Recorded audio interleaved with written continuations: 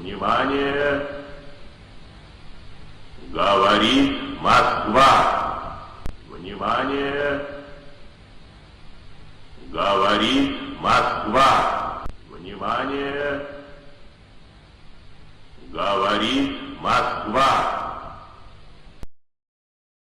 Aupa ahí. Bienvenidas y bienvenidos a un nuevo episodio de la Radio Roja Parda desde Moscú, una de las capitales del mundo multipolar. Bueno, vamos a hacer otro análisis de la actualidad, ¿no? de la última semana. Ha habido muchísimas noticias, no todas, la verdad es que caben en este formato, porque si no nos iríamos a un montón de horas, pero sí que estamos en un punto muy interesante y os animo que también os conectéis a los directos que hacemos con Liu Shibaya, tanto en el canal de la Radio Roja Parda como en el canal de Liu. Lo podéis ver en cualquiera de los dos sitios. Comentar, por supuesto, porque la actualidad nos está llevando hacia un punto que hemos hablado hace un par de días, un punto de no retorno, un punto de inflexión en el que parece que todo se mueve, me refiero al conflicto entre Rusia y Ucrania, se mueve hacia o bien una gran guerra aún mayor, aunque parezca que no, o que se firme algún tipo de acuerdo o se pare la guerra de alguna manera. Para hacerlo, lo primero que me gustaría también comentar es que muchas veces, cuando os pongo titulares de la noticia, todos los titulares de noticia siempre son de medios que las han publicado, es decir, que muy pocas veces me baso en noticias que no estén publicadas o que sean, bueno, a veces son solo declaraciones, que nadie hace una noticia de ello, pero bueno, muchas veces no encuentro las noticias en castellano, porque en castellano muchas de estas informaciones no salen, no se hacen. Entonces pongo o bien en inglés o bien pongo una traducción al castellano o al inglés del titular ruso. Entonces, porque a veces supongo que, para que también lo tengáis en cuenta, veáis el original, os pondré el titular en ruso o en algún otro idioma, no otro idioma.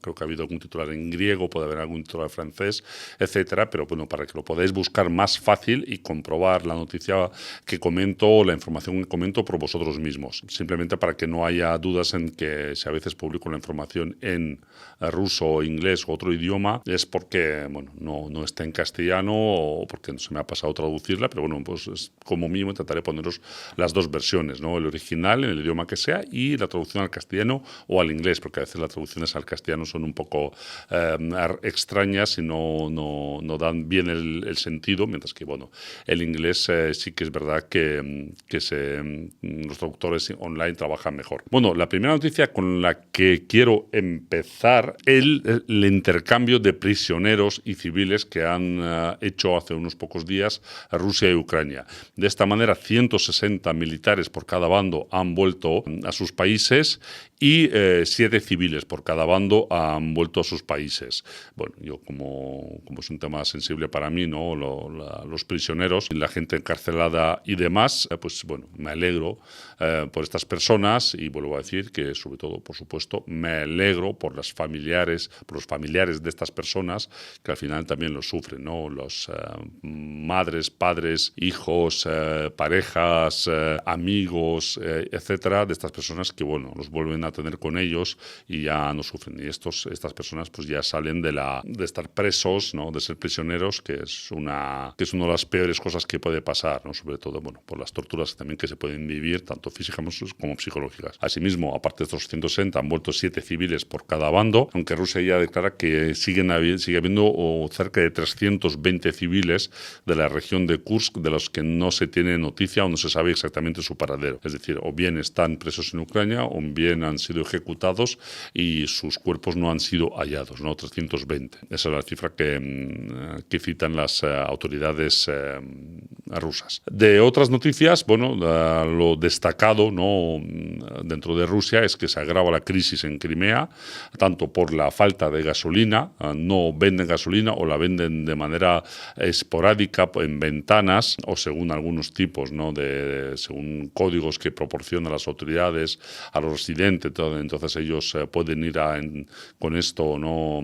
Con este código a comprar gasolina cuando la venden. También ha habido cortes de luz por los ataques ucranianos a la península. Bueno, esto se junta a la temporada temporada de verano, en la que en Crimea viene más gente, aunque este año está claro que va a haber menos turistas. Una temporada turística va a ser peor en Crimea. En Crimea, que siempre ha sido una zona de gran cantidad de turistas, desde que se la anexionó Rusia y hasta 2022, centenares de miles de ucranianos iban cada año a Crimea a pasar el verano, ¿no? Entonces, bueno, eso también habla de cuál es la situación real entre los dos estados, ¿no? y la península de Crimea. La situación, si va a mejorar, va a empeorar, hombre, pues yo creo que se va a mantener difícil durante buena parte del verano. Y ya después, cuando caiga el interés, ¿no? Digamos, torpedear la temporada turística, el interés mediático, pues seguramente Crimea se la deje en paz. También es verdad que las líneas de suministro, que esto hablaremos luego, están bajo fuego, ¿no? Tanto por un lado como por el otro. Entonces Crimea también se ve afectada por ello, ¿no? Por las líneas de suministro, que no le llega toda la gasolina que necesita, sobre todo en esta temporada, que a pesar de que hay menos turistas, sigue habiendo más residentes de lo normal, porque algunas personas siguen yendo, ¿no? Sobre todo a la costa sur y suroeste, ¿no? Mientras que la costa sur y sureste, porque a la costa oeste, la que da hacia Ucrania, pues la gente tiene un poco más de miedo por los ataques, drones, bombardeos ucranianos, etcétera. Y electricidad igual, buena parte se produce en Crimea, pero también se trae desde Rusia. Entonces yo creo que son problemas temporales, como siempre se acaba arreglando, pero bueno, no hay que negar que lo obvio, ¿no? Que en Crimea pues la situación hoy en día es difícil. Ucrania está atacando, aunque también es verdad que yo creo que en parte es más una labor mediática que el planteamiento de una invasión a gran escala de la península de Crimea, lo cual los ucranianos hablan mucho de ello, pero la realidad dice que esto no es que no sea posible, es que en el caso de sus recursos y de sus posibilidades, a día de hoy sí es imposible. Pero bueno, en el futuro la cosa también puede cambiar de alguna manera hacia un lado o hacia el otro. En cuanto a Crimea, los problemas que tiene de gasolina y electricidad, pues lo he comentado. El otro gran punto, ¿no?, de interés mediático es la falta de gasolina o los problemas de suministro de gasolina en Rusia. Han llegado a Moscú estos cortes, sí que es verdad que hay gasolineras que no tienen gasolina, otras que tienen gasolina pero la venden con limitación. Yo me encontré en una gasolinera que vendía la gasolina con limitación de 30 litros y en otros casos algún conocido habla de 20 litros y en la mayoría lo que habla es de colas, ¿no? Gasolina hay, lo que pasa es que no en todas partes y se hace bastante cola. Es verdad que esto es parte de toda la ataque mediático, la ola de operación informativa para influir en la población rusa, en la que se combinan varios factores, ¿no? Y en el tema de la gasolina está bien claro. Según algunos, ¿no?, análisis que se hacen de los ataques a las refinerías, los ataques a las refinerías rusas han provocado que en algún momento puede que haya unos problemas de suministro entre el 10 y el 15%, ¿no? Lo más cercano es que sea, lo más realista es que sea entre el 5 y el 15, depende de la refinería, depende de la región, etcétera, etcétera, etcétera. Esto por sí solo, teniendo en cuenta que Rusia vendía sobre un 20, un 15% de la gasolina y sobre un 50% de diésel al extranjero, teniendo en cuenta que estas ventas han parado, debería dejar un saldo cero, ¿no? Que hay gasolina suficiente para el consumo interno. Pero en verano, lo que siempre pasa es que es época de vacaciones. Los rusos, siendo un país muy grande, viajan mucho en coche, se mueven mucho entre ciudades, se van al sur, se van al norte, algunos a los bosques por ejemplo, de Karelia, que están muy bonitos, en la frontera, en la zona cercana a Finlandia, por ejemplo, etcétera. Después, los habitantes que se quedan en la ciudad van mucho más afuera de la ciudad, ya bien sea a los lagos, lagos y ríos, pero también a las dachas, ¿no? Las segundas residencias que tienen normalmente cerca de la ciudad. Pueden a veces estar a 20 kilómetros, a 60 kilómetros, a 100 kilómetros en un radio así. Entonces, el consumo también aumenta por esto. Y, bueno, el pánico consumista parecido a lo que pasó en el 22 con algunos productos alimenticios, o lo que pasó, por ejemplo, con el papel de culo y el azúcar o la harina al principio de la pandemia del COVID, ¿no? Que la gente lo arrasó a pesar de que las autoridades decían que no había problemas de suministro, pero la gente compró. Entonces, hay un montón de imágenes que pondré por aquí, ¿no? De algún ejemplo de ello, de gente que coge bidones, coge un montón de diferentes tipos de garrafas y las llenas de gasolina por si acaso. Este aumento de consumo de la gasolina, no consumo, sino de compra de gasolina para almacenarla de cualquier manera, también ha provocado, y seguramente es el elemento más importante, que ha provocado este problema de la existencia de gasolina en algunas partes en algunas gasolineras en algunas partes del país. Sí que es verdad, por ejemplo, que hay sitios en el extremo oriente ruso que también ha habido estos problemas. Y los ataques ucranianos no afectan absolutamente nada a esas regiones. Y es por lo mismo, ¿no? Porque es temporada de verano y es temporada de irse a las segundas residencias.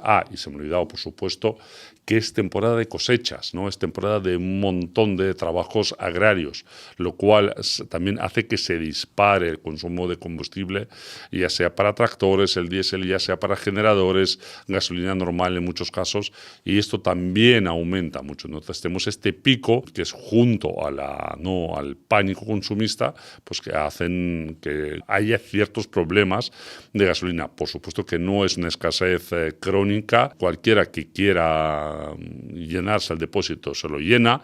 Pues sí que es verdad que no es tan sencillo ni tan rápido como en mayo mismo, ¿no? Durante la primavera.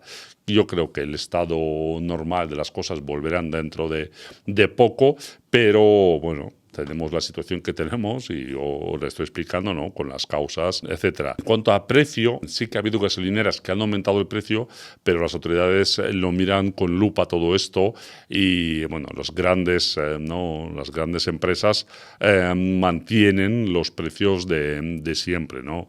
Pero en algunos casos puntuales sí que ha habido subidas de precios, porque, bueno, al final es, como quien dice, por un lado libre mercado, pero por otro lado, claro, la gente quiere ganar dinero y aprovechándose de la coyuntura que hay. Dejando un poco de esto, pero siguiendo dentro de esta ola mediática, ¿no?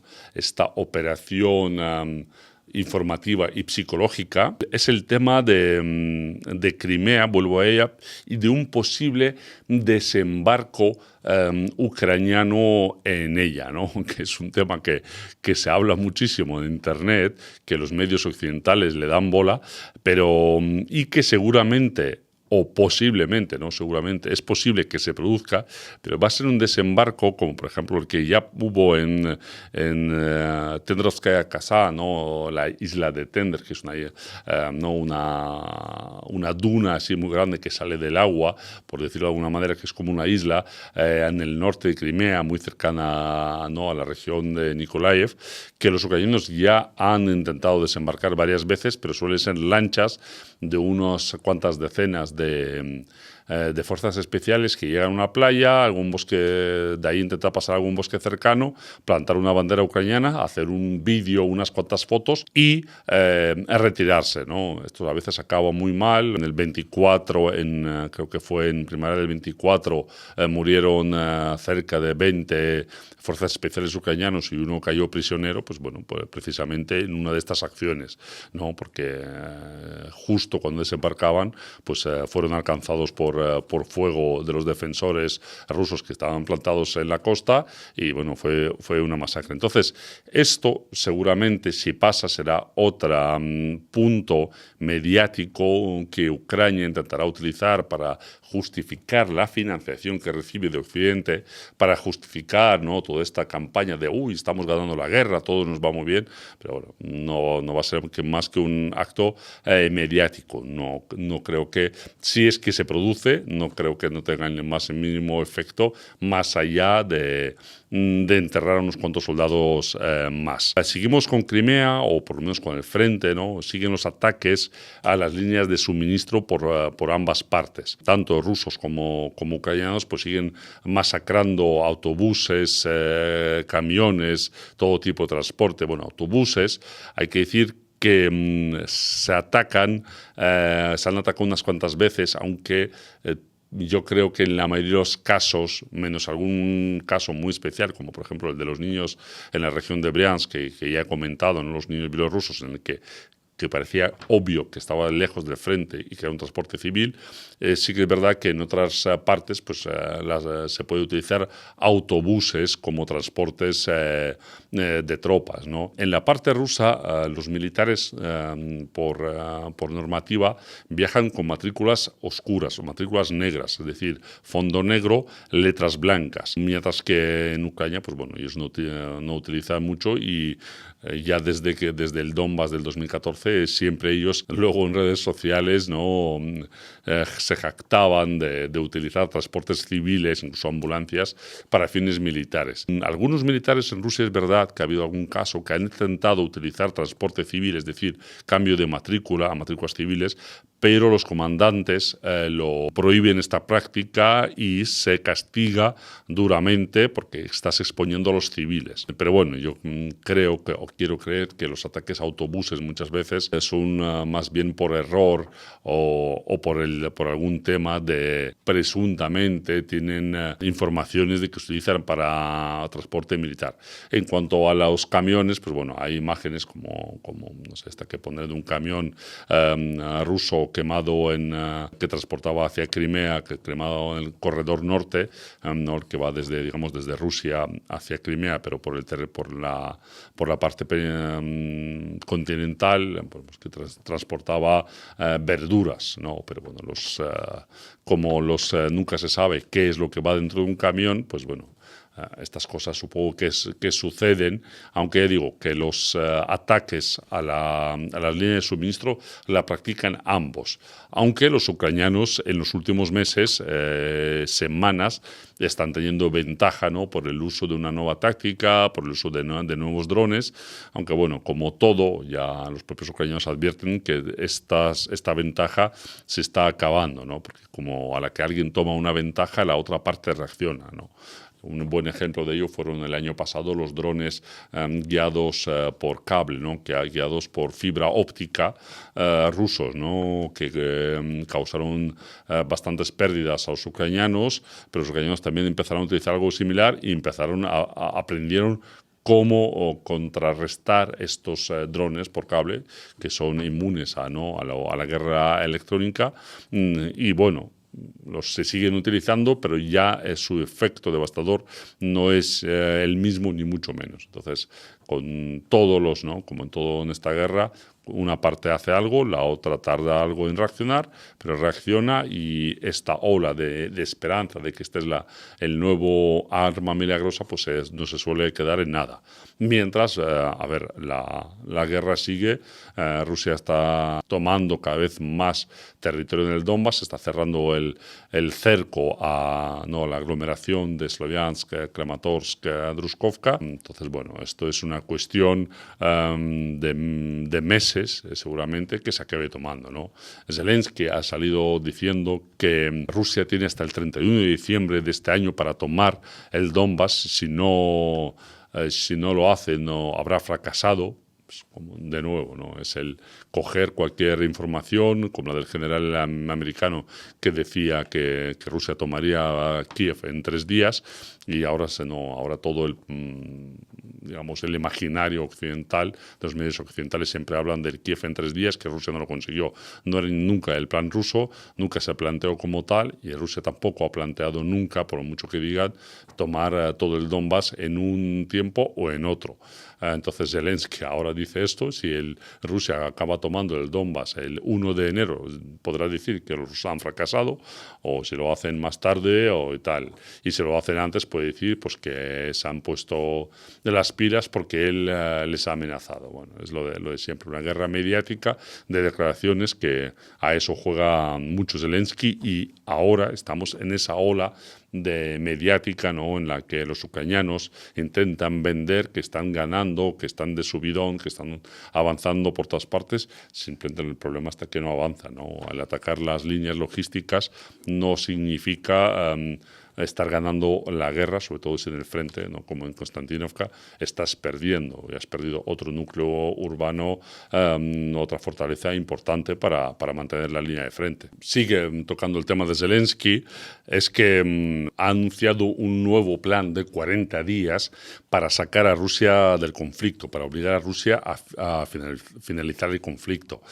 Finalizar el conflicto congelando la línea de frente actual, lo cual es bastante curioso, ¿no?, porque, como he dicho antes, se está vendiendo que Ucrania está ganando la guerra, que está avanzando, pero al mismo tiempo quiere acabarla en la línea de frente actual, lo cual es una patada, ¿no?, a la lógica normal, a la lógica militar, etcétera. Para ello no se sabe cuál es el plan. Yo creo que si tienes un buen plan, una operación, por supuesto no la haces pública ni dices 40 días, porque te estás marcando digamos, un espacio de tiempo que si en ese no lo haces, como ha dicho antes Zelensky, con Donbass, ¿no?, y el 31 de diciembre, pero ahora Zelensky se ha marcado 40 días, que si esos 40 días no lo consigue, también se podría decir que ha fracasado. Lo que pasa, bueno, lo de Zelensky no hay que tomarlo muy en serio, aunque lo que sí que hay que tomar en serio, bueno, es los drones y los ataques mutuos,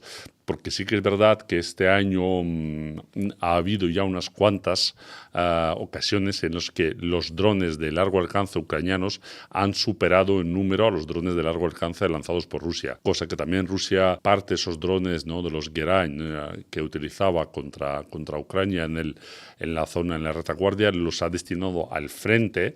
Entonces se han cambiado un poco los números en este sentido, pero bueno, que la producción occidental de drones ha aumentado y le está permitiendo a Ucrania cada vez ataques más numerosos, de los cuales la verdad es que, a diferencia de los drones rusos y misiles rusos, pasan bastantes menos ucranianos, ¿no? Se llega, ¿no?, pues cuando hubo el gran ataque a las periferias de Moscú, el mediático que hablé en la otra ocasión, pues llegaron a la zona de Moscú, explotaron, no sé si 7 drones, teniendo en cuenta que Ucrania lanzó varios centenares, se habla de cerca de, no sé si eran 600, 700, pues tenemos un 1% de drones que han llegado al objetivo, ¿no?, que han llegado a causar algún daño, y aún así el daño es bastante discutible. Otra cosa es los misiles, ¿no?, como los misiles balísticos, ¿no? Rusia utiliza mucho los misiles, utiliza los Iskander, la producción de los cuales es de varias decenas como mínimo al mes. Utiliza, ¿no?, otros misiles, ¿no?, como los hipersónicos Zircon o Zircon. Utiliza, ¿no?, los Kinzhal, también hipersónicos lanzados por el MiG-31. Y Ucrania también está declarando que dentro de cierto tiempo tendrá misiles balísticos. Las capacidades de esos misiles balísticos seguramente sean bastante menores que los Iskander rusos, pero estos misiles no me cabe duda que seguramente ya estén fabricándose en los países occidentales, porque en Ucrania no se fabrica nada, solo se monta, y estos misiles pues pueden también causar nuevos episodios, y habrá que ver cómo combate la fuerza antiaérea rusa con estos misiles. De momento, porque esto es una información pública, ¿no?, y que se ha publicado en varios canales, de momento en Moscú, por ejemplo, ha habido la colocación de nuevos puestos antiaéreos de corto alcance dentro de la ciudad. no, de corto, porque bueno, son misiles de muy corto alcance, antidrones, que aunque caigan no pueden causar un gran destrozo como los Patriot, ¿no?, ucranianos cuando caen en las ciudades, o como podría ser los misiles rusos S-300, S-400. Entonces, sistemas de estos tipo Panzer de nueva generación, con misiles de corto alcance contra drones, se están colocando dentro de la ciudad.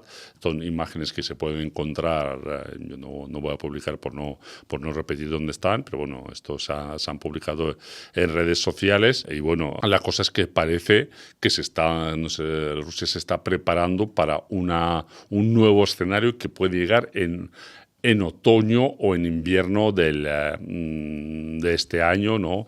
Y el invierno, ¿no?, que del 26-27. Habrá que ver si se llega a ello o no. De momento se habla algo de posibles negociaciones de paz, pero no parece que haya ningún proceso que esté ocurriendo ahora mismo, porque el último gran intento, que fue lo que hablaron Rusia y Estados Unidos, ¿no?, que tienen como su punto álgido a Alaska, donde se reunieron Trump y Putin, en Anchorage, que se habla mucho, ¿no?, del presunto espíritu de Anchorage, los acuerdos de Anchorage.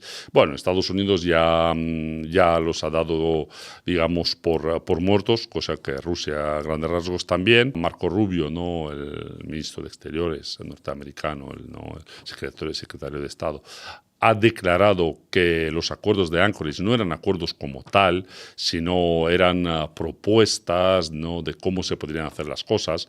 Algo similar ha dicho Vladimir Putin, que no eran unos acuerdos, no se llegó a firmar ningún papel, y básicamente lo que se llegó a hablar ahí, no se llegó a hablar ahí, y ya se había hablado antes, pero ahí Rusia dio el visto bueno a esta posibilidad, es que Ucrania dejaba el Donbass y el resto se congelaba por la línea de frente. Estados Unidos no consiguió que Ucrania cumpliera su parte, aunque Estados Unidos estaban convencidos de que podrían obligar a Ucrania a cumplir su parte, pero al final, bajo la presión de los demás socios, digamos, la sobrevaloración de sus propias posibilidades, no sobreestimación, vamos, que Trump no pudo cumplir lo que había prometido. Entonces Ucrania no abandonó el Donbass y ahora las dos partes, de manera indirecta, o no, porque no lo dicen tan directo, ¿no?, qué es lo que quieren, pero sí que están tratando que Rusia vaya aún más lejos y renuncie a más de sus objetivos o ganancias territoriales. Es decir, Rusia, cuando fue a la reunión de Alaska, aceptó no pedir más territorios o no exigir que Ucrania abandonara los territorios de Jersón y Zaporozhye, ¿no?, de las provincias, pero sí que quería todo el Donbass, ¿no? Era el compromiso por la parte rusa. Ahora la parte rusa dice que Estados Unidos quiere de ellos aún más compromisos, que Rusia no está dispuesta a ir a esos compromisos, y ve la credibilidad de los estadounidenses, de este gobierno estadounidense, bueno, ha caído, ¿no?, al nivel de otros gobiernos en los que Estados Unidos normalmente no cumple lo que promete, ¿no? Y un ejemplo claro es lo que está pasando con Irán, ¿no?, donde Estados Unidos firma unas cosas, promete unas cosas y luego no cumple nada de ello o se sale de acuerdos ya firmados, ¿no?, como lo que firmó Obama con Irán, y Trump se salió, y ahora estamos, llegamos a una situación en la que Trump busca un acuerdo similar pero en peores condiciones. Entonces, bueno, que los acuerdos verbales no te puedes fiar de la parte occidental, bueno, eso en Rusia ya se sabe. Gorbachev se le prometió verbalmente que no se ampliaría la OTAN hacia el este, y al final se amplió, aunque varios diplomáticos de esa época reconocieron que se le había hecho esa promesa, pero es una promesa, ¿no? No significa que se vaya a cumplir si no está firmado, y aunque esté firmado tampoco. Entonces ha vuelto a pasar lo mismo.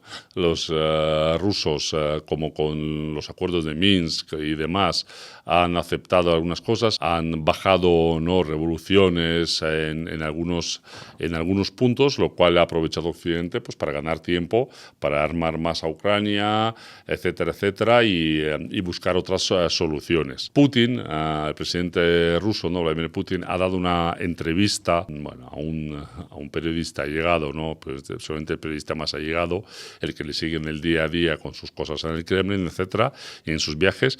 Y bueno, ha dicho eso, ¿no? Que los acuerdos o lo que se había hablado en Anchorage no eran unos acuerdos como tales, sino unas intenciones, unos compromisos, pero que se tenían que cumplir para poder luego firmar algo. No se han cumplido. También Putin ha hablado en la misma entrevista de que ha habido contactos con los ucranianos. Estos contactos con los ucranianos han sido, como dice él, no públicos ni oficiales, pero la parte ucraniana les ha propuesto o le ha propuesto a la parte rusa que la guerra solo se lleve a cabo en los territorios del Donbass, de Jersón y Zaporozhye. Es decir, congelando en todas las demás partes o en la línea de frente como eso, pero que no haya ataques en el interior de los dos países.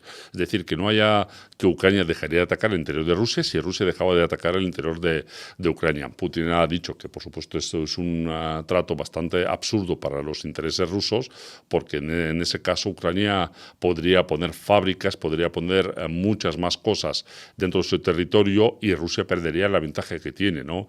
Rusia puede atacar todo el territorio de Ucrania con misiles balísticos, drones, de una manera mucho más efectiva, de una manera mucho más potente a lo que pueda atacar Ucrania, que bueno, Ucrania también está atacando, aunque claro, las capacidades ucranianas, por lo menos por ahora, son bastante menores. De lo que dijo Putin, además, otra cosa que me llama la atención en esa misma entrevista es que Rusia quiere todo el Donbass, va a liberar todo el Donbass y toda Nueva Rusia, que son los territorios que se llama así a los territorios que en los tiempos de los zares se le tomó a los otomanos, a los tártaros, que vendría a ser todo el sur y este de Ucrania, lo cual abre un poco varias cuestiones de a qué se refería exactamente el presidente, si se refería solo a los territorios de Jersón y Zaporozhye, o si se refería también a la región de Nikolaev y Odessa,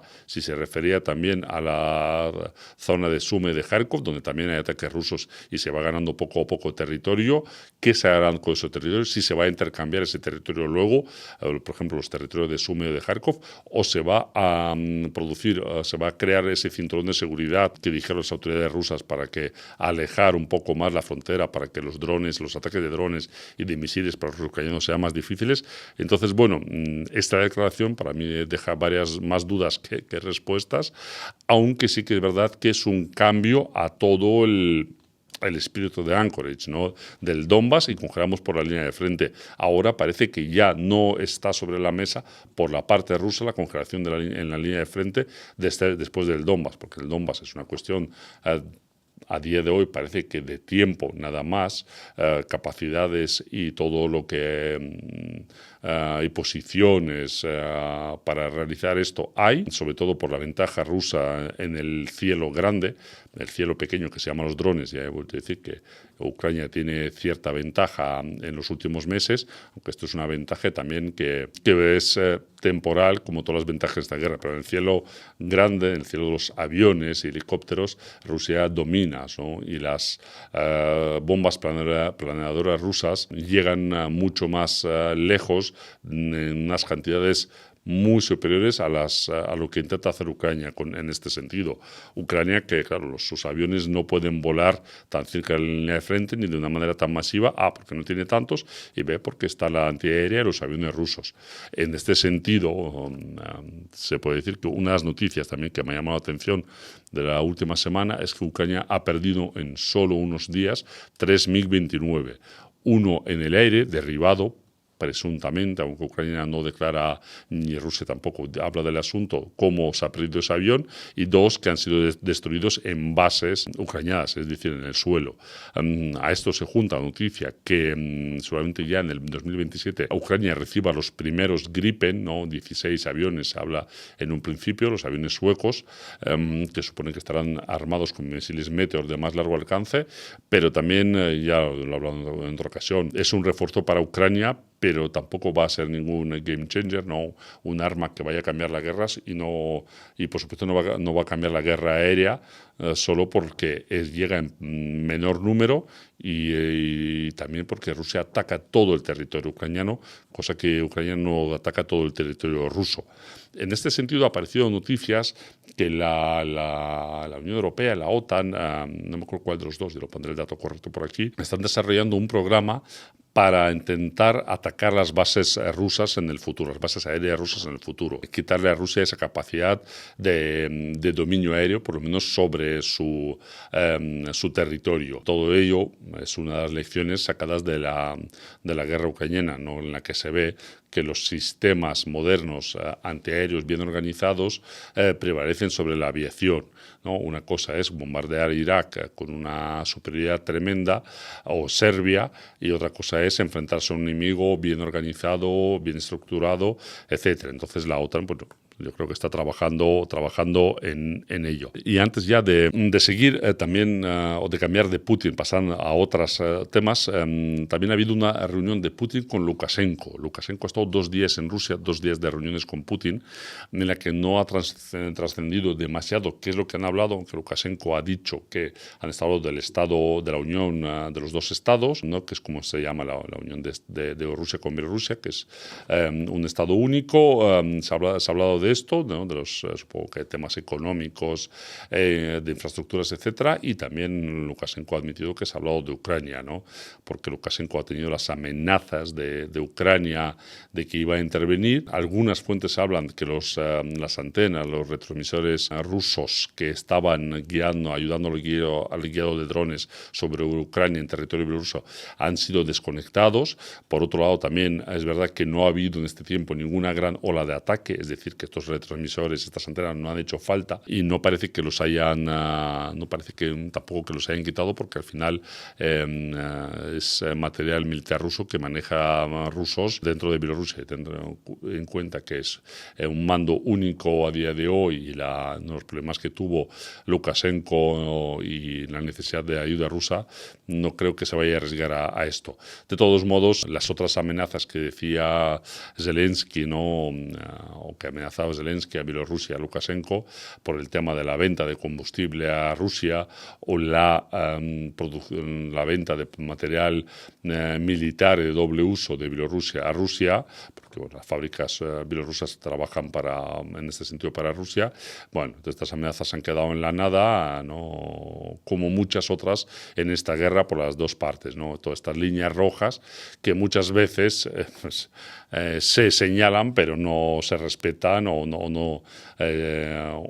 no significan nada, ¿no? Entonces el sentido de las líneas rojas ha perdido poco, ¿no? En este conflicto, porque todo el mundo señala líneas rojas que la otra parte cruza y sin ninguna respuesta aparente. Y continuando con el tema del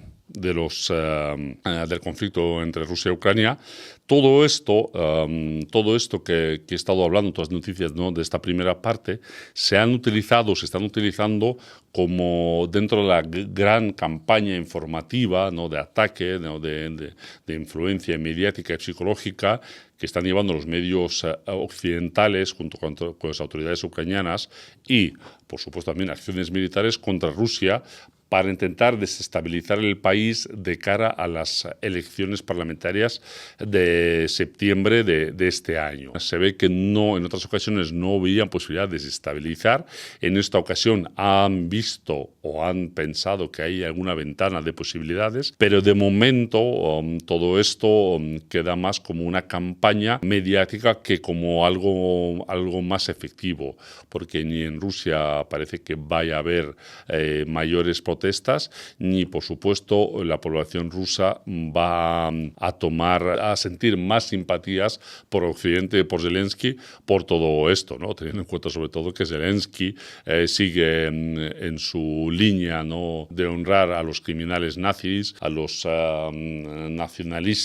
nacionalistas de extrema derecha ucranianos, colaboradores con los nazis, etcétera, lo cual también le ha llevado a problemas con los polacos y solamente le lleva al problema con los checos, ¿no? Que también se está hablando, etcétera. Y bueno, vamos a ver, de momento se ven claras, ¿no? Los digamos, las líneas de esta campaña y veremos si al final trae algún resultado, pero de momento personalmente no los veo ni creo que vaya a triunfar, aunque la campaña está clarísima. Bueno, yo creo que Zelensky mismo cuando ha hablado de estos 40 días no lo niega. Otra cosa es que esta campaña también a lo mejor no está tan destinado al público ruso, sino al público occidental, crearle ilusión de que su dinero se está gastando de una manera efectiva, que Ucrania está haciendo algo de provecho.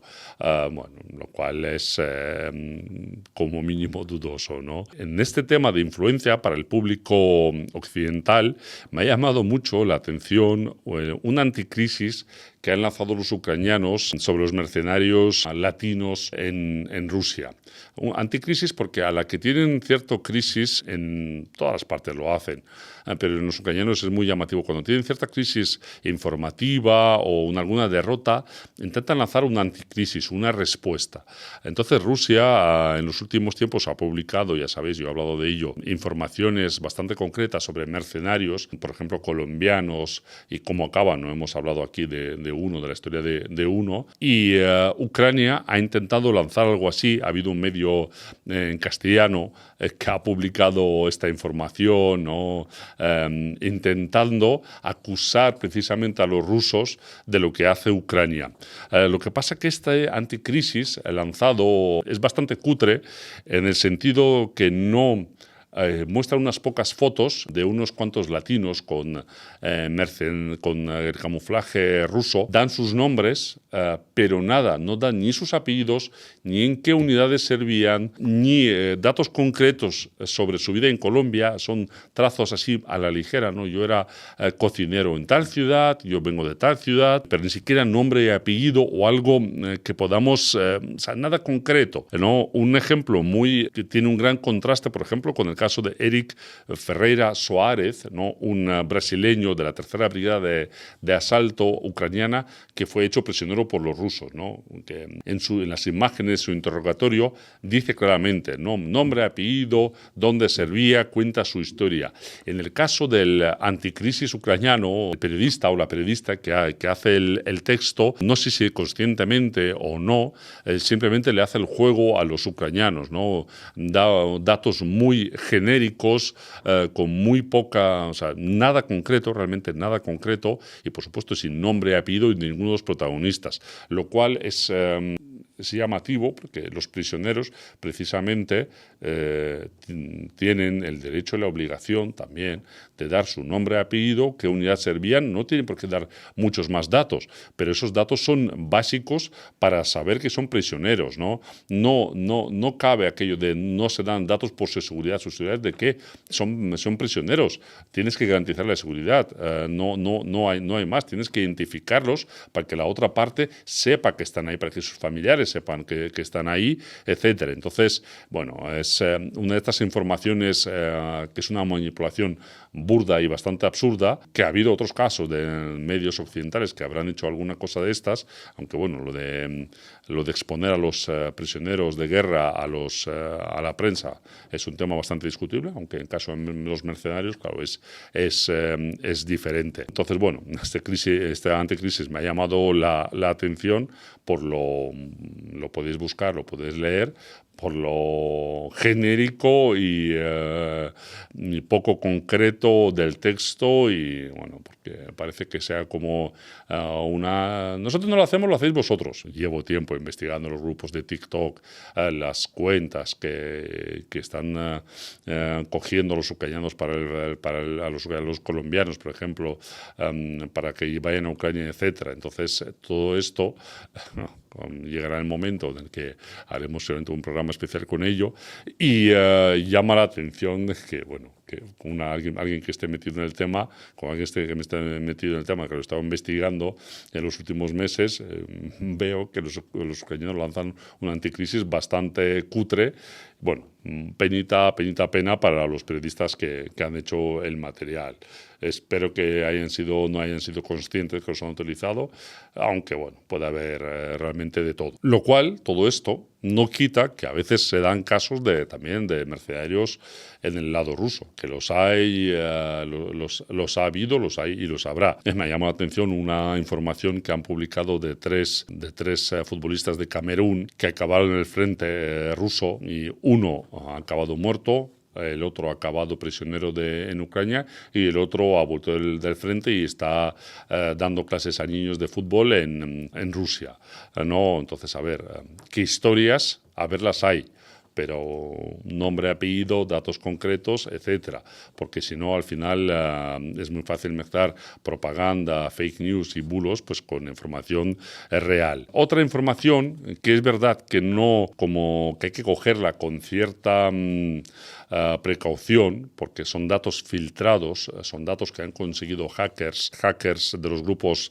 Palach Pro y No Name 05716, presuntamente han conseguido los datos de las morgues del Ministerio de Defensa ucraniano, etcétera, en cuanto a las bajas. Ellos cifran en 2,4 millones las bajas ucranianas. Yo, según leyendo la información que proporcionan, no me queda claro si son bajas del ejército o si son muertos. Y si son muertos, creo que son algo altas para ser muertos, 2,4 millones. Pero si son bajas, muertos, más heridos que han salido del ejército, que ya no pueden cumplir sus tareas, aunque sea por un tiempo o de manera pues es una cifra que sí cuadra bastante con las diferentes informaciones que están proporcionando. Entonces, de estos 2,4 millones, 400.000 bajas, muertos más heridos, en mi opinión, se han producido en 2026. Son muchas bajas, lo cual también nos muestra por qué estas ganas de congelar el frente de congelar en la línea de frente por parte occidental, y el por qué no el ministro de Defensa habló, que esto ya lo he hablado en otra ocasión, está diciendo que no, como que el 50% de las tropas de asalto y de infantería tienen que ser extranjeros en un futuro muy cercano, ¿no? Y parte del dinero europeo se va a gastar en ello. Entonces, bueno, podéis buscarlo también esta información. Os dejaré aquí los nombres de los grupos hackers. Tienen sus canales en Telegram y en otras fuentes que lo podéis consultar vosotros mismos. Proporcionan bastante información sobre nombres, apellidos, etcétera, estas bajas, pero voy a decir, opino que son bajas de muertos más heridos y no solo muertos. Por lo demás, sigue la piratería, el clásico de los países de la Europa occidental. Al petrolero ruso, que llevaba petróleo ruso, pero no es bajo bandera rusa, que apresaron los ingleses hace un tiempo y cuyo petróleo ahora Starmer, antes de irse, plantea vender para ganar dinero para Ucrania. Se ha unido el otro petrolero que han parado los franceses. Es piratería pura y dura. Veremos en qué acaba, que la mayoría de veces suelen acabar soltando el barco y a la tripulación después de retenerlo un tiempo, pero bueno, en otros casos, cuando son barcos bajo bandera rusa, como las imágenes que os voy aquí a poner, pues bueno, se ponen ametralladoras ya para dar a entender que ningún asalto es bienvenido, ¿no? Es decir, que lo que se va a hacer es poner escoltas, ¿no?, en los barcos, lo mismo que se hizo en los barcos de pesca contra los piratas somalíes, pues ahora los rusos lo hacen contra los piratas de Gran Pakistania y de Francia, porque bueno, quieren practicar su piratería de otros tiempos. Bueno, pues aquí a los piratas se les combate. También es verdad que estas ametralladoras, estas defensas pueden servir para atacar a los drones marítimos con los que Ucrania puede intentar atacarlos. Porque bueno, Ucrania también ha dicho que llama a atacar la flota que llama la flota a la sombra, ¿no?, la flota fantasma rusa, que bueno, no es una flota ni fantasma ni está a la sombra, son una flota que simplemente no se rige por los cánones o por lo que quiera marcar Londres, no los países occidentales, que creen que no existe vida más allá de ellos. Pues sí, la vida existe y bastante. Otra noticia, ya acabando un poco, que me ha llamado la atención y que yo creo que todavía traerá bastante cola, es es el atentado que ha habido en Mónaco contra el oligarca de origen ucraniano, porque tenía pasaporte de Chipre, Vadim Yermolaev. Este es un hombre de negocio, uno de los más ricos, ¿no? Constructor, propietario de diferentes cosas en Ucrania, de origen originario de Dnipropetrovsk, ¿no? Que es una cuna de oligarcas y mafiosos ucranianos. Pero bueno, el atentado contra este hombre, que él ha quedado afectado, igual que su acompañante Ana Nasovina, que ha perdido las dos piernas, ¿no? Está una mujer además de pierna larga, que se puede decir, ¿no? Unas piernas muy bonitas, pues las ha perdido en este atentado. Con ellos también iba, por lo que dicen los medios, el hijo común de ambos, de 13 años, que también ha quedado herido.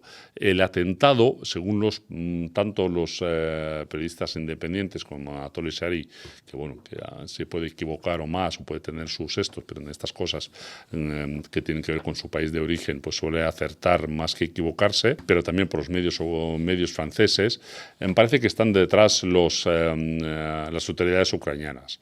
No, porque este hombre, Yermolaev, y su hijo Artur, sobre todo, aparte de tener negocios de construcción o de otra índole, también tenían negocios de estafa, ¿no? Los famosos call center ucranianos, que básicamente se utilizan como centralitas para timos telefónicos en todo el mundo, tanto en Rusia, pero en Europa.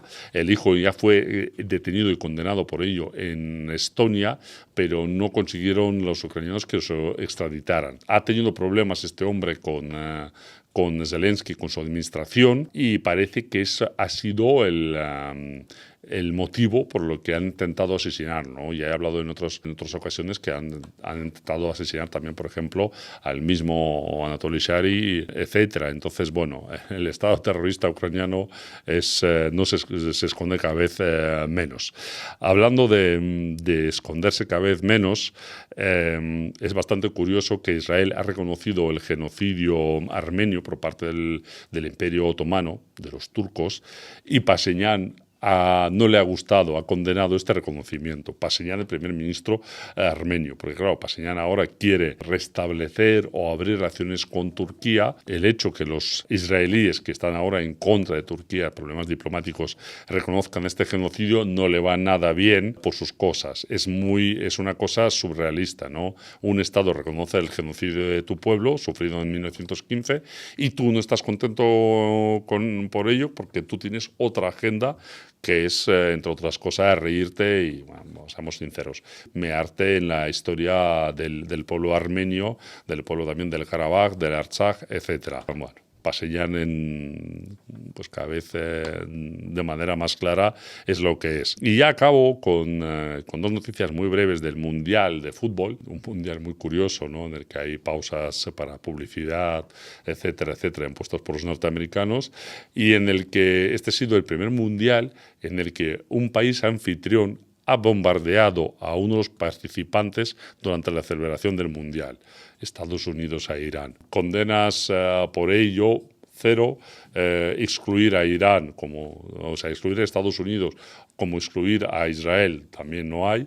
Bueno, esto es un negocio, es parte de la política, etc.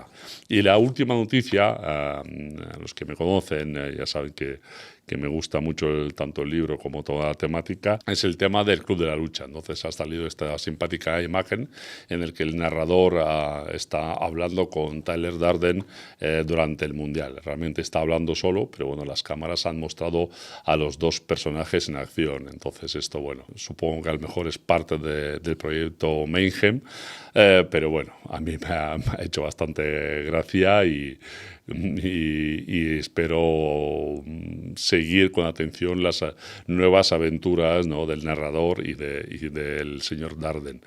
Aunque bueno, la primera regla del Club de la Lucha es que no se habla de él, ya lo estoy violando. Y hasta aquí el repaso a la actualidad, a las noticias de la última semana. Es posible que ahora haga una pausa de una semana o dos por motivos personales, o si no, por lo menos cambiaré el formato y será más formato de viaje. Pero bueno, hasta entonces, lo dicho, salud, suerte y libertad. Ahí estamos.